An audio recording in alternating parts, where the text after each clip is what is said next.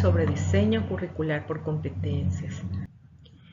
El camino que lleva a la formulación de una propuesta curricular es más bien el fruto de una serie de decisiones sucesivas, que el resultado de la aplicación de principios firmemente establecidos y unánimemente aceptados.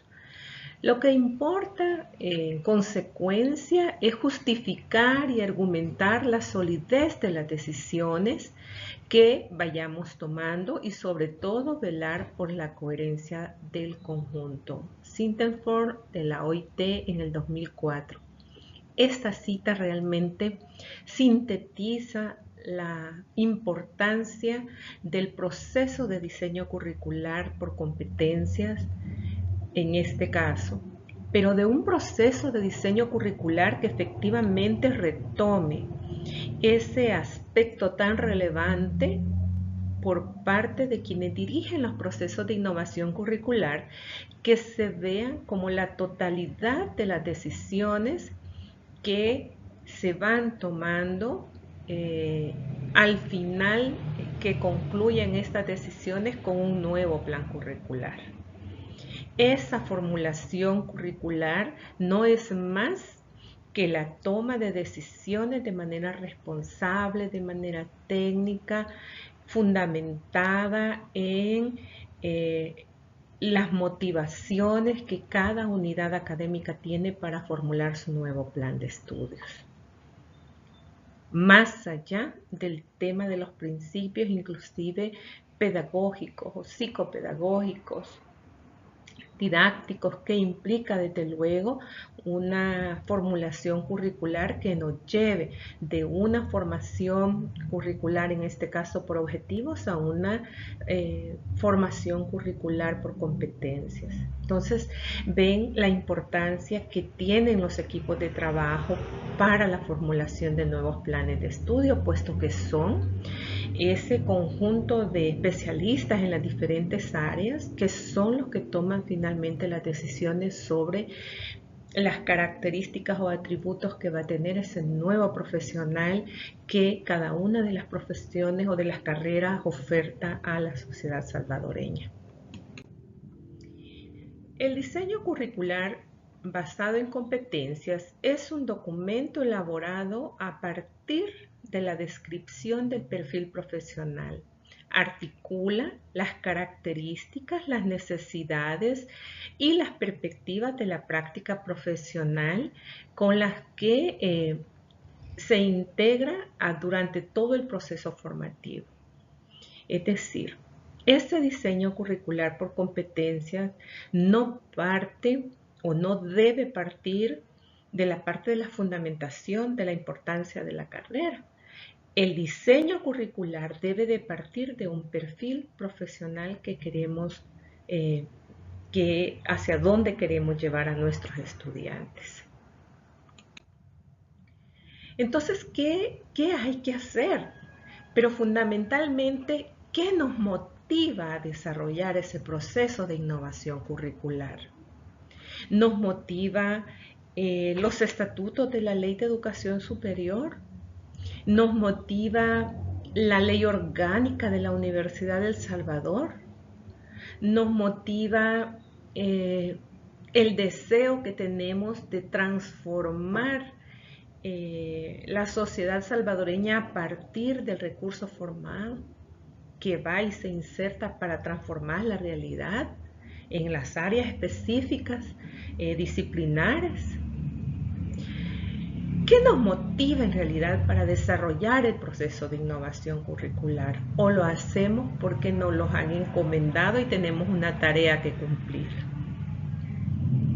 Es importante cuando iniciamos un proceso de innovación curricular, pensemos, nos detengamos un momento a preguntarnos qué motiva este proceso de innovación curricular.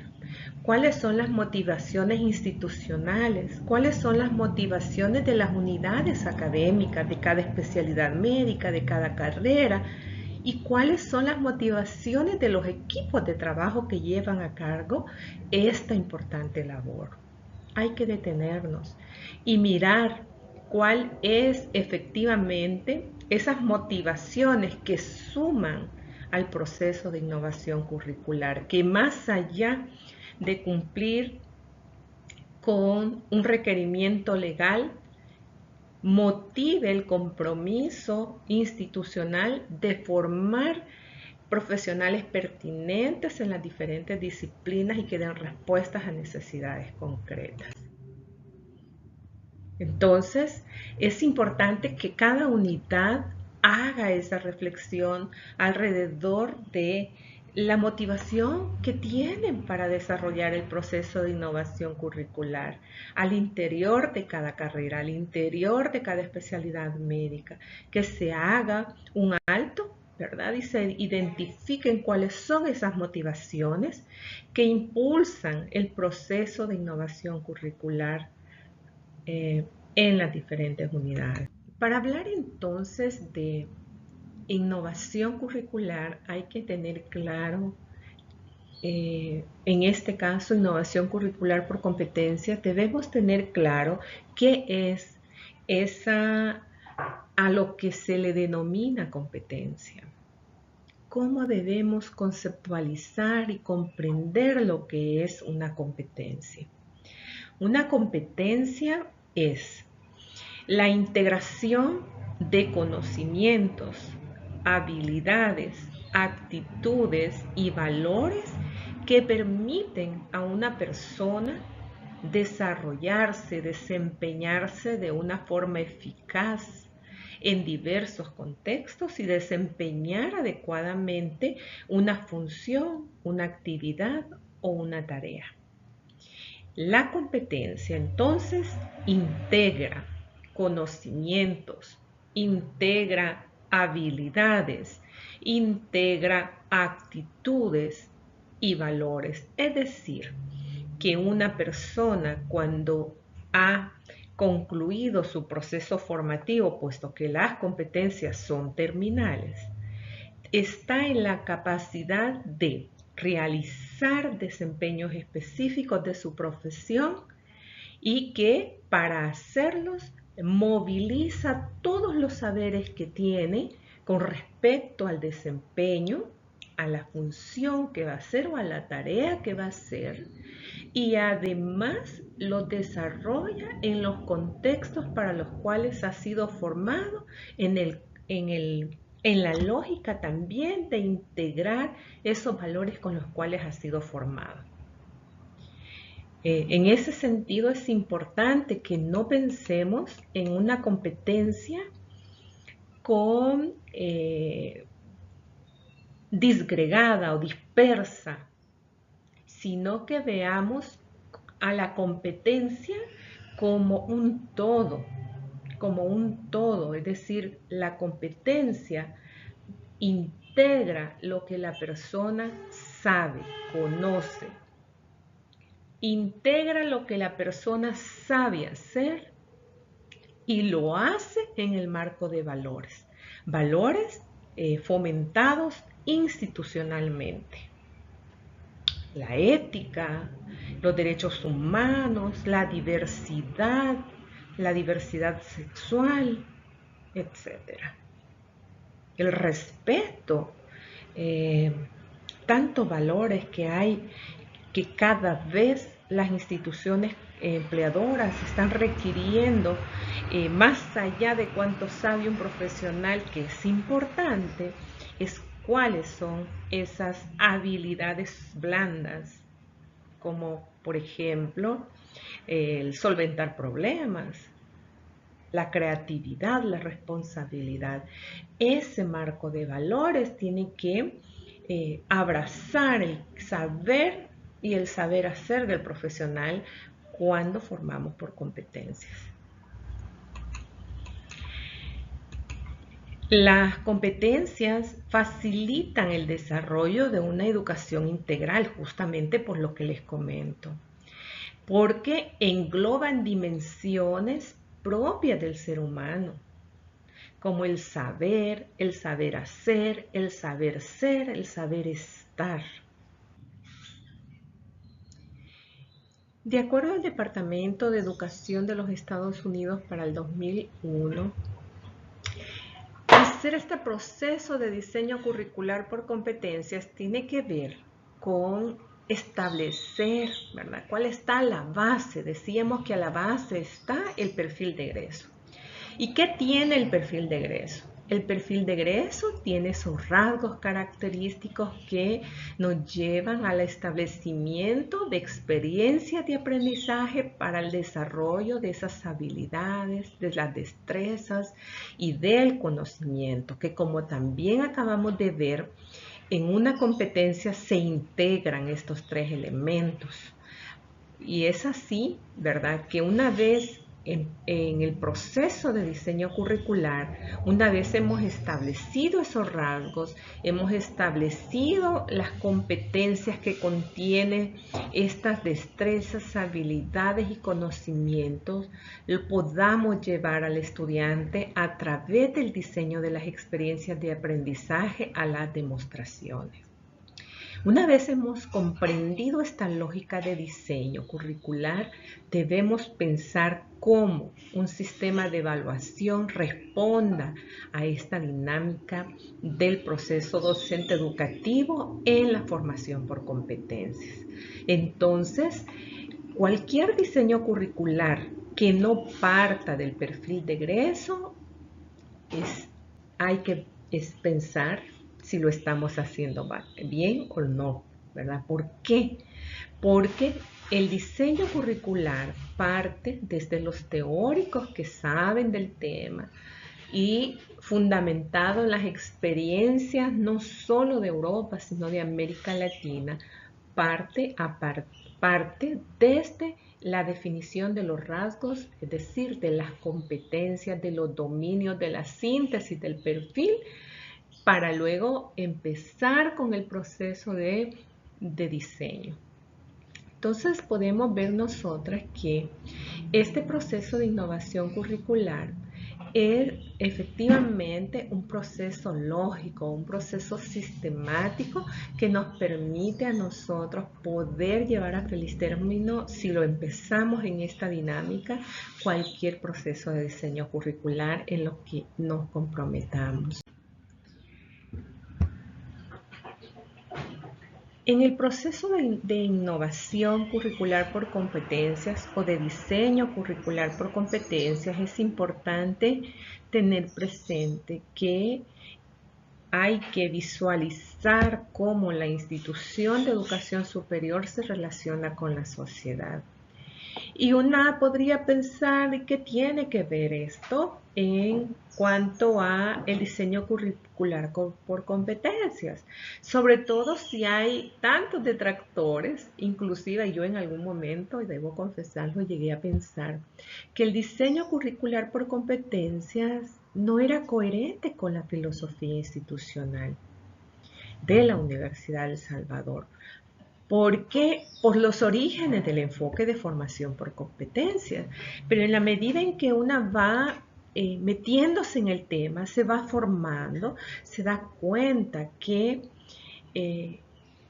independientemente del enfoque de formación por competencias, quienes hacen o no posible que los rasgos profesionales de un estudiante al egresar de la carrera, de cualquier carrera de la Universidad de El Salvador, dentro de sus rasgos tenga valores institucionales, no depende del enfoque de formación, depende del diseño curricular y de la incorporación de esos valores en los procesos formativos, pero que efectivamente seamos garantes que en todos los desempeños que el estudiante tenga, evaluados por supuesto, calificados desde luego, los valores institucionales sean parte de esa rúbrica de evaluación, por ejemplo. Entonces, ¿cómo se da esa interacción entre las instituciones de educación superior y la sociedad? Bueno, se da porque son las instituciones de educación superior a través de la formación de personas y profesionales que es justamente el eje de las instituciones educativas, conforman o en esencia forman a los profesionales que aportan al desarrollo del país. Entonces, cuando pensamos en esa tremenda responsabilidad de desarrollar procesos de innovación curricular vinculados a la sociedad, para muchos es una tremenda responsabilidad. De hacerse cargo de esta ingente responsabilidad es un deber ético de las diferentes instituciones del sistema educativo. Es decir, ese proceso de diseño curricular por competencias es una responsabilidad que muchas veces sobrepasa nuestras capacidades y que se requiere de procesos formativos. Es importante también que reconozcamos que los procesos de diseño curricular por competencias, de hecho, es un proyecto político institucional hacia la población, hacia las sociedades. Y además, debemos verlo como una posibilidad que tenemos los académicos, las académicas, de a través de los nuevos currículums ir sentando bases que incidan en los sistemas políticos, en los sistemas económicos, culturales, en el sistema de salud mismo, a través de los profesionales egresados de las carreras.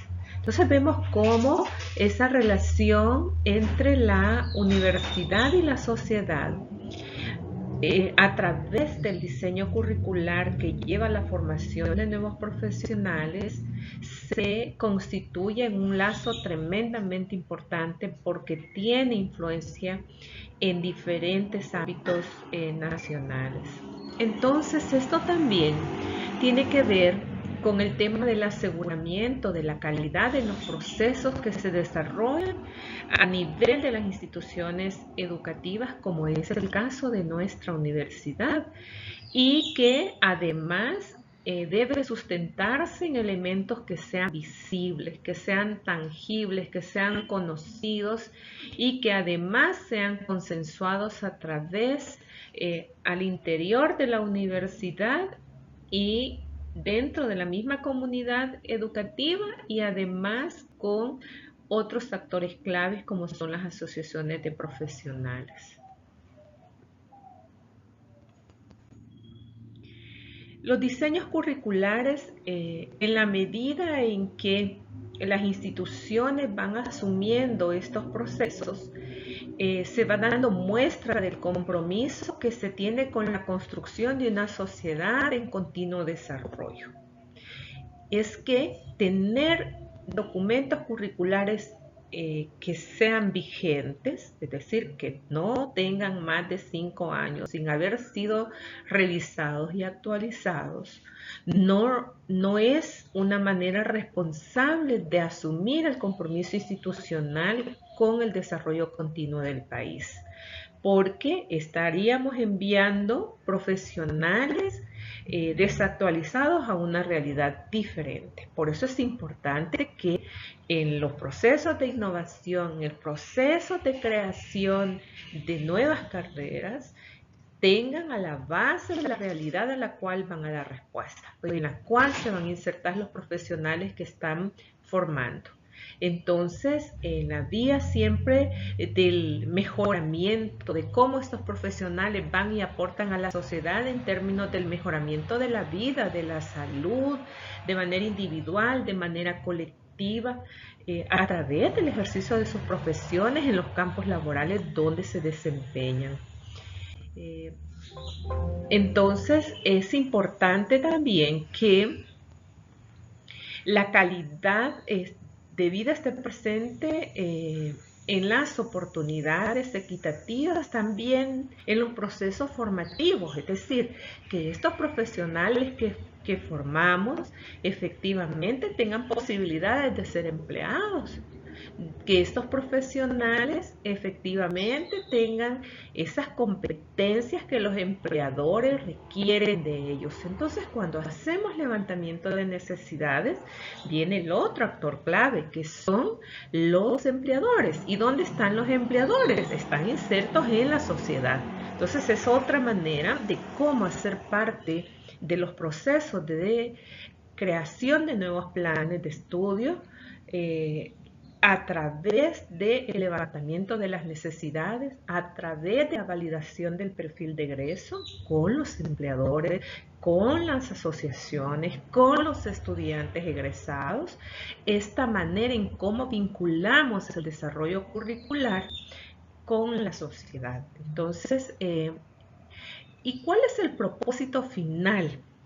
Nosotros todas, cuando estamos en procesos de innovación curricular, queremos finalmente tener un perfil de egreso que sea pertinente con las necesidades de la sociedad.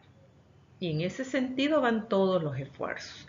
Entonces, cuando estamos revisando cómo se vincula la universidad con la sociedad, ya vamos viendo que solo en el proceso de innovación curricular hay varios momentos en los cuales la universidad se vincula con la sociedad. Y es que al final el perfil de egreso es el resultado de esa interacción entre la universidad y la sociedad a través de actores claves como son los gremios, las asociaciones, los estudiantes egresados, los empleadores, entre otros.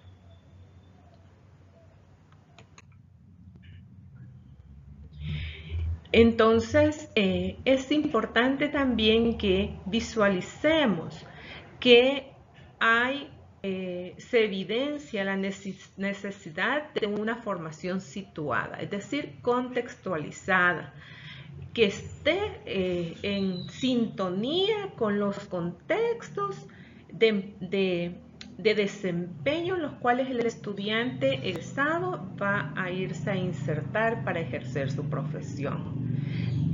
Si nosotros formamos estudiantes que el desempeño va a ser en el primero, segundo y tercer nivel de atención, el estudiante debe haber pasado por procesos de formación en los 3 niveles diferentes. No podemos formar solo a nivel hospitalario y pretender que con eso hemos formado para el nivel, para las unidades de salud, por ejemplo.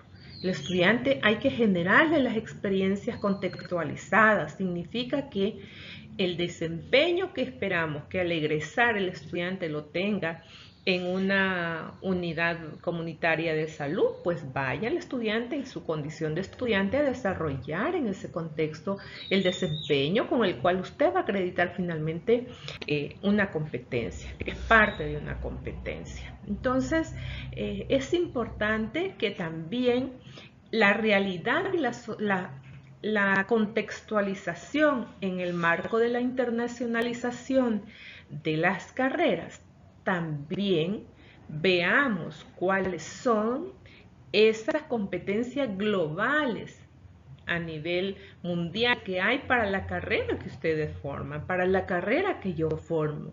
¿Cuál es ese marco de competencias esenciales que hay, que un anestesiólogo debe de tener, que un ginecobstetra debe de tener, que un médico internista debe tener?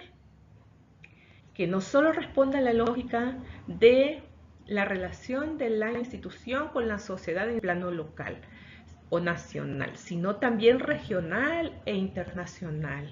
Entonces es importante que no perdamos de vista estos elementos. Si en alguna o 2 reuniones yo les he insistido en la importancia en que identifiquen cuál es la escuela referente, formadora que ustedes tienen para cada disciplina. ¿Y por qué?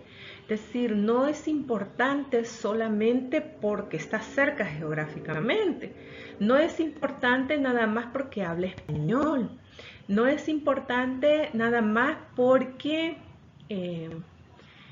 es con la que mejor me identifico yo de manera individual. No.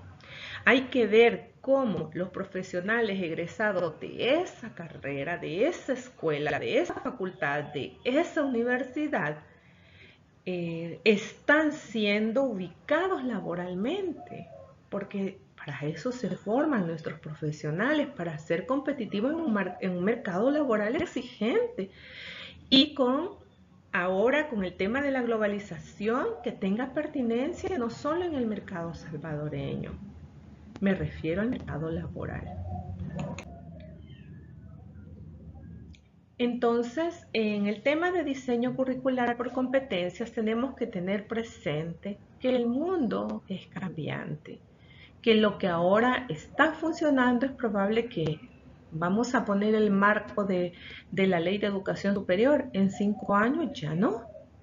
Y entonces no podemos estar esperando 20 años, 15 años, 10 años para desarrollar procesos de actualización curricular y realizar las modificaciones y los ajustes que sean necesarios hacer a fin de poder entregar al Salvador, a la sociedad salvadoreña, profesionales que sean pertinentes con las necesidades.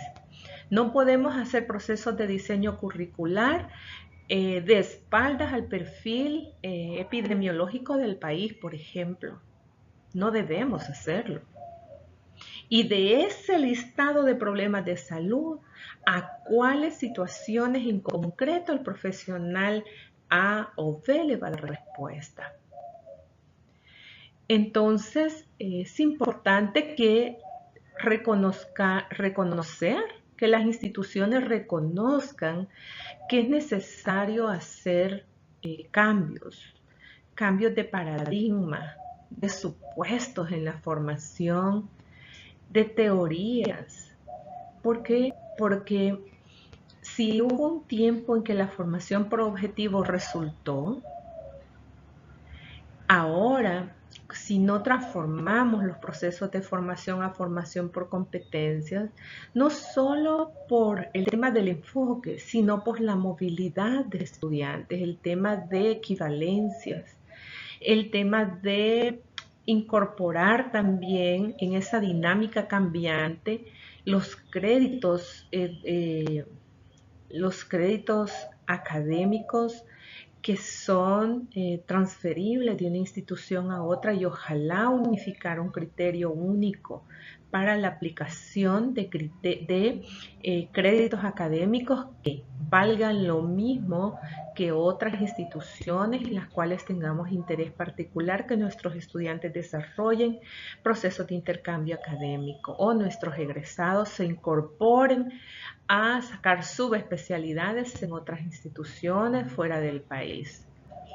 Es decir, que volvemos a la presentación, a la primera lámina, ¿verdad? Que hacer un proceso de innovación curricular es una constante toma de decisiones y es una constante toma de decisiones que no nos afectan de manera directa a los que tomamos la decisión, sino a la vida de nuestros estudiantes. Los cambios entonces organizacionales usualmente provienen del impacto que causan las modificaciones que ocurren en el entorno, en el ambiente o en el contexto. Sin embargo, por las características institucionales, a veces esos cambios cuesta porque ocurren en otros países, ocurren en países cercanos, ocurren en el sistema del Ministerio de Educación de El Salvador, por ejemplo, hace mucho están formando por competencias sin entrar al tema de cómo forman, pero ya se asumió un tema de formación por competencias, pero la universidad hasta hoy, por lo menos que yo conozca, efectivamente solo tiene muy pocas carreras formando por competencias. Y las tiene en concreto la Facultad de Medicina, 2 en pregrado y el resto en el posgrado. Entonces, el desafío realmente es tremendo. Las ganas que tenemos de fortalecernos, en el caso de ustedes y de nosotras, son muchas. Y poco a poco irnos sumando a esos procesos de innovación que le hacen bien al desarrollo de la universidad y al desarrollo del país. Entonces tenemos que también tomar en cuenta que hay diferentes formas de entender y de conducir las instituciones, y la universidad no escapa a esa manera particular histórica de conducir. En algunas ocasiones uno logra entender algunos procesos de la dinámica institucional, pero en otros casos uno quisiera que, o una quisiera que esa dinámica institucional acompañara más efectivamente los procesos de innovación curricular a través de acciones concretas. Pero es importante que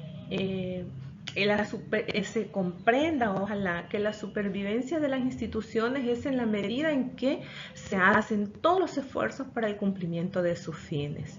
Y la universidad tiene los fines, unos la docencia, la investigación y la proyección social. Entonces, la docencia engloba todo el tema, muchos temas, pero dentro de esos temas está el tema de desarrollo curricular, el proceso de innovación, los procesos de implementación y los procesos de evaluación de la currícula o de los currículum de manera específica por cada unidad.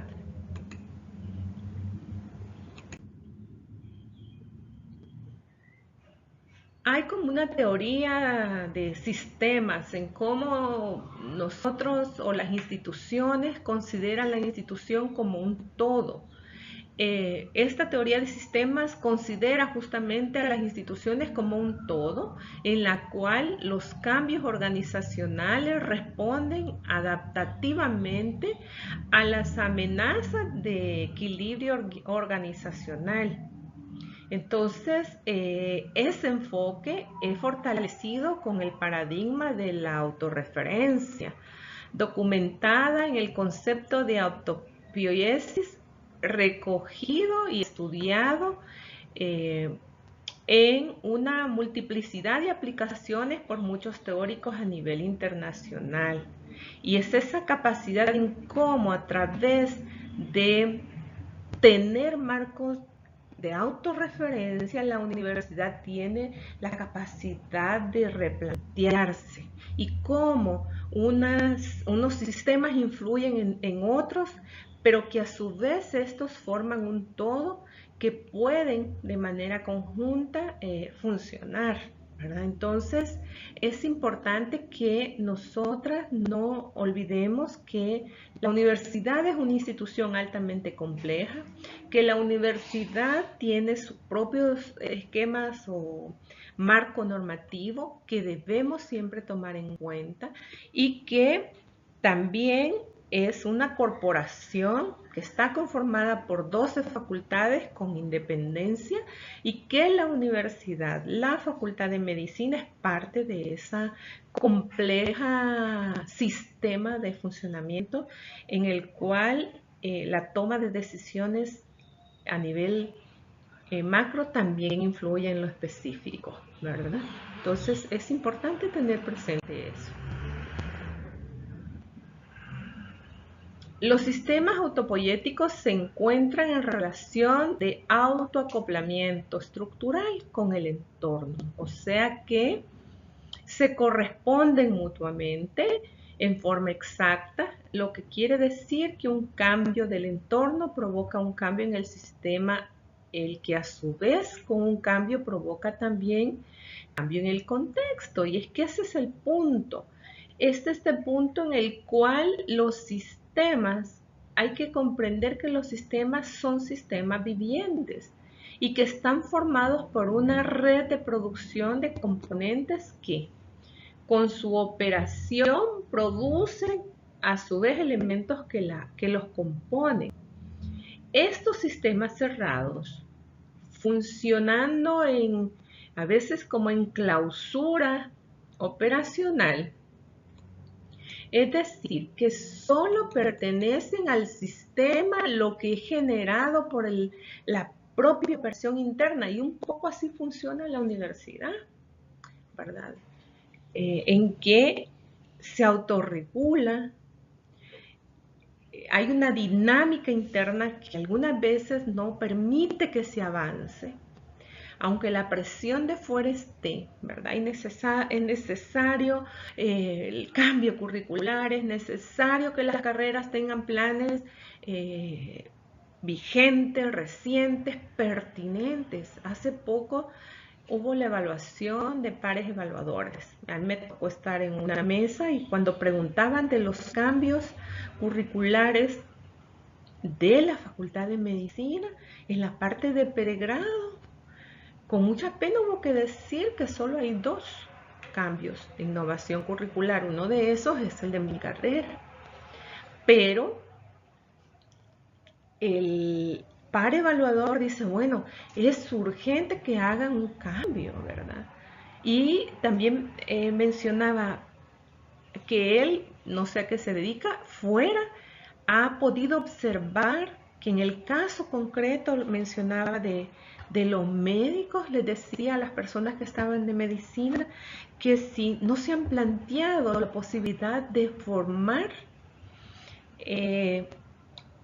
a los médicos que tengan una competencia en el tema de gestión y administración, porque les dicen médicos que tienen problemas para administrar su propia clínica. Y es que cuando uno mira el perfil, la formación, les decía, no tienen nada de administración. Entonces, de fuera también nos mandan mensajes por aquí, y ahí es donde cobra importancia el levantamiento de necesidades formativas. Cobra importancia el perfil profesional. ¿Qué hace en la práctica diaria el profesional egresado? ¿Qué hace en la práctica diaria en términos de la parte clínica específicamente? ¿Qué hace en la parte de administración? ¿Dónde lo contratan más? ¿Qué en la parte educativa, en la investigación? ¿Qué hace? Pero hay que documentar eso que hace. Hay que identificar qué damos y qué hace el profesional egresado para encontrar las áreas de mejora.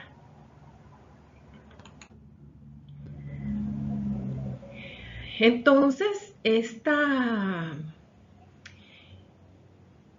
situación de cómo interactúan, bueno, en el centro donde se da la interacción efectivamente es en el perfil de egreso que comprometemos, que da respuesta a las demandas sociales, a las demandas que hay del profesional a partir de las voces de los actores claves, como decíamos, las asociaciones profesionales, decíamos egresados de la carrera, decíamos empleadores.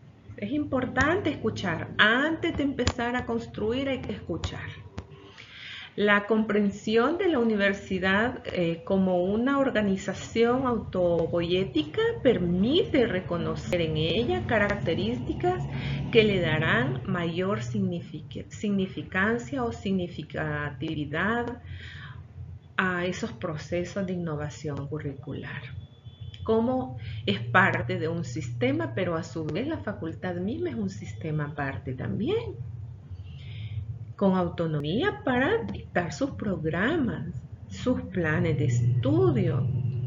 Entonces es importante encontrar esos elementos que caracterizan a las instituciones, esa capacidad de autorregularse que tiene la universidad a partir de esa autonomía, tiene todo un marco normativo institucional, desde las leyes hasta los reglamentos específicos, incluyendo posgrado, tiene su reglamento específico.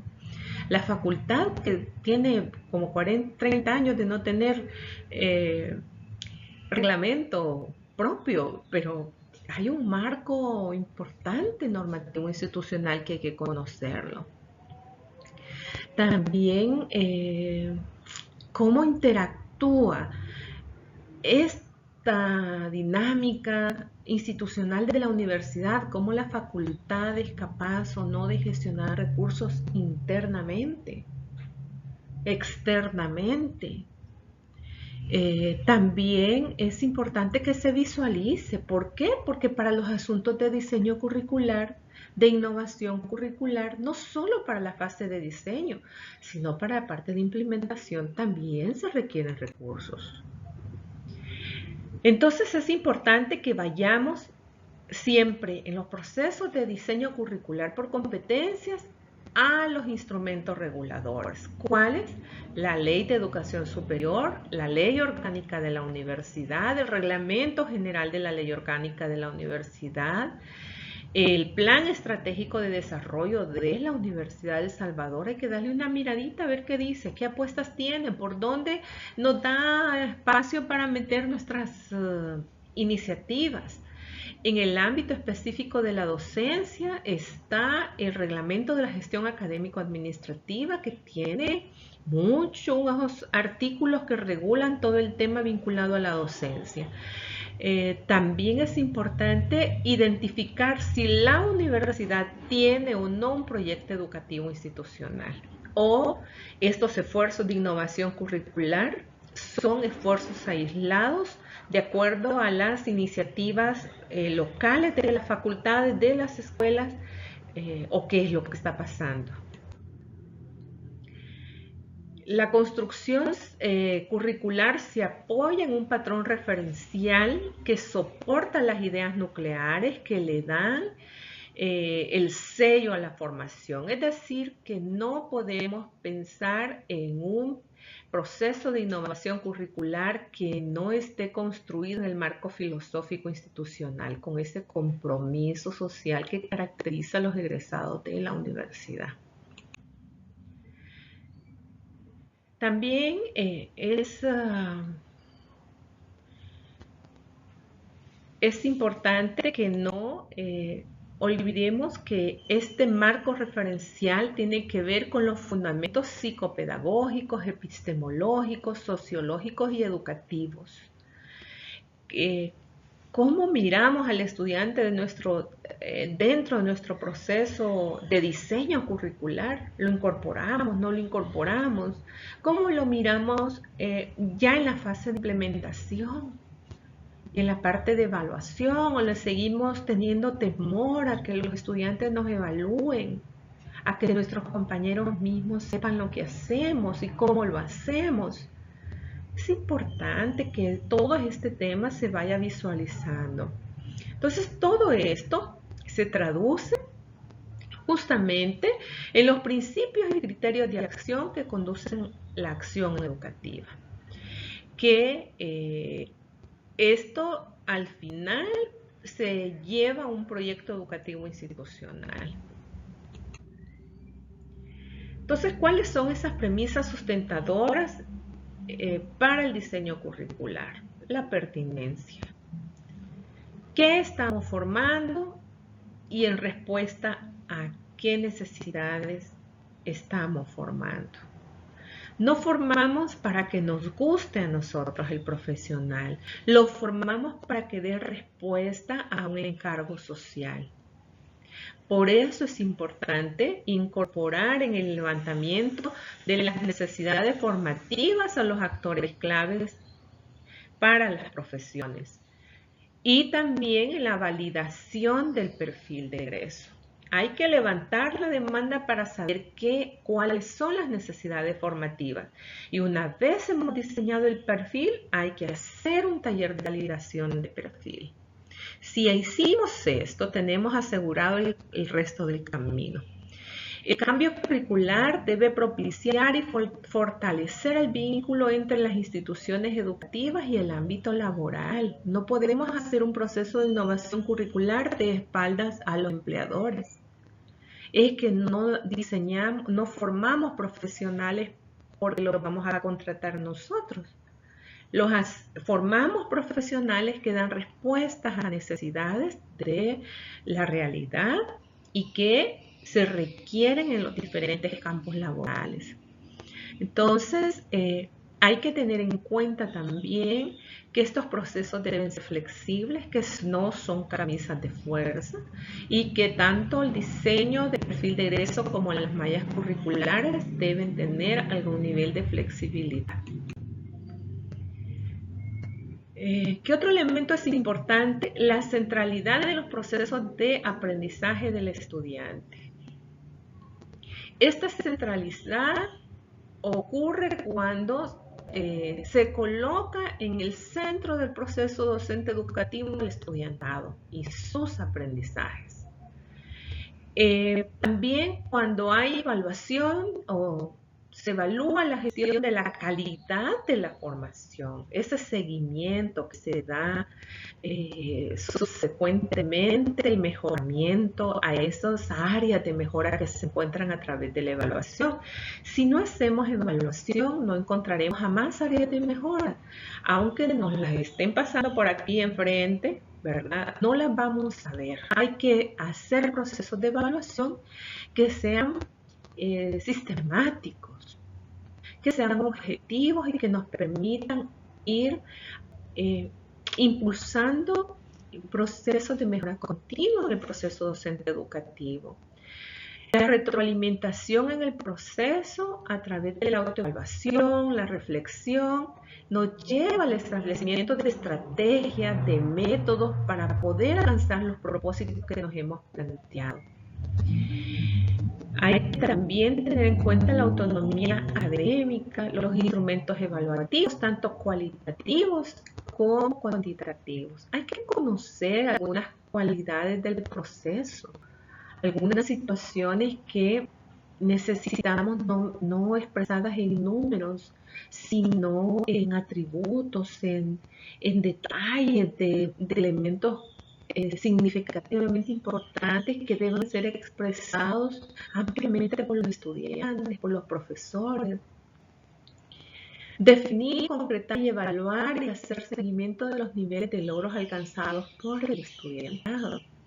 ¿Cómo estamos acreditando las competencias? Es importante que logremos en el tema de diseño curricular por competencias saber que cuando un estudiante es promovido, estamos acreditando que el estudiante es capaz, tiene la competencia para desarrollar lo que hemos comprometido. También es importante que se desarrollen los procesos de aprendizaje que le hagan significado al estudiante. ¿Y eso cómo pasa? Porque hagamos aprendizajes situados, porque hagamos aprendizajes, promovamos desempeños que sean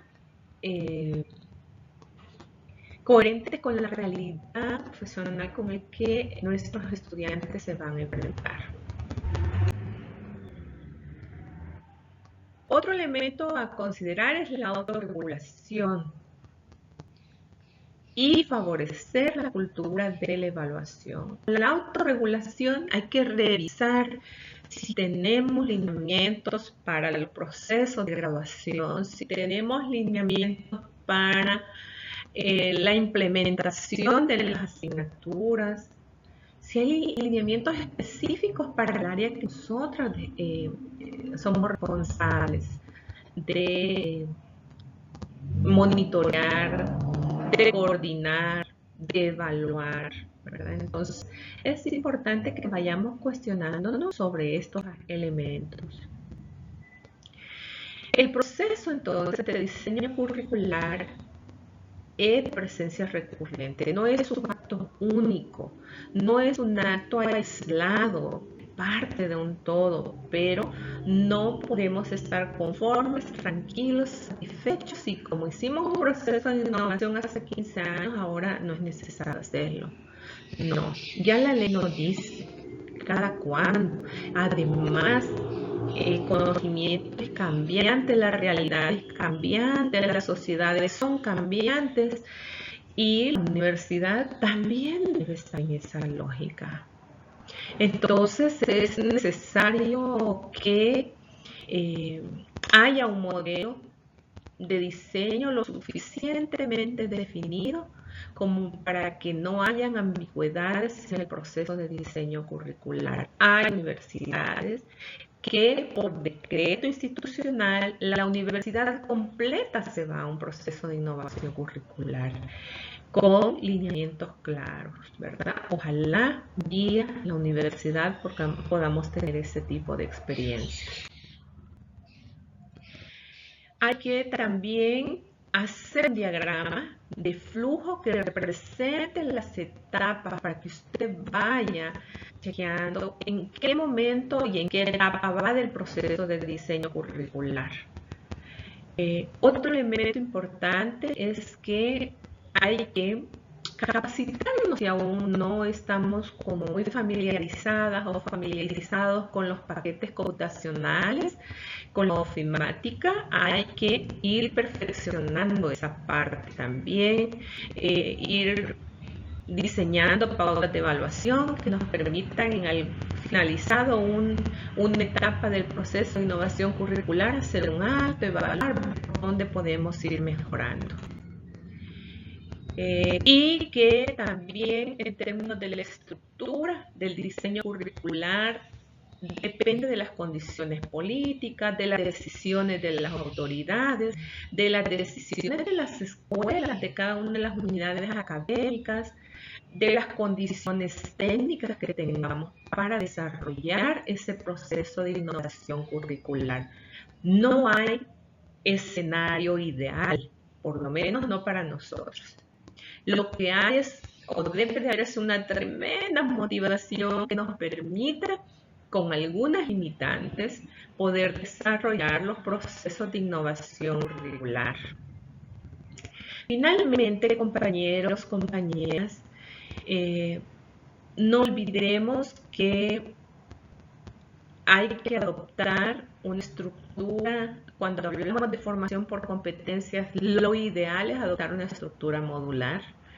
En algunos casos, dado el marco normativo institucional, no es posible por las implicancias en el tema de evaluación, pero idealmente es lo recomendable de desarrollar un enfoque integrador respecto a todas las dimensiones, que haya integración tanto de capacidades, contenidos, teoría, práctica, actividades y evaluación, que hay que estructurarse también en torno a los logros complejos y completos que deben poseer los estudiantes.